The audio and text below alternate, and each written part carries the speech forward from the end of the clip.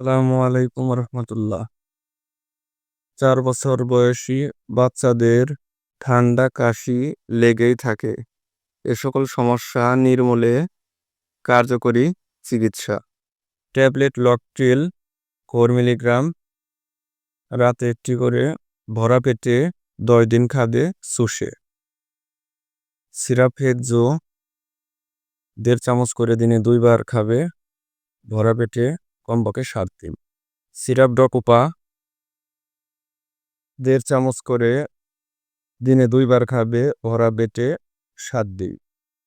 Syrup দমফিক্স 1.5 চামচ করে দিনে 3 বার খাবে খালি পেটে খাওয়ার আধা ঘন্টা আগে কমপক্ষে 7 দিন। এতে করে নিয়ম মেনে ওষুধগুলো প্রতিনিয়ত চালিয়ে গেলে 4 বছর বয়সী বাচ্চাদের জন্য খুবই লাঘব হবে ইনশাল্লাহ।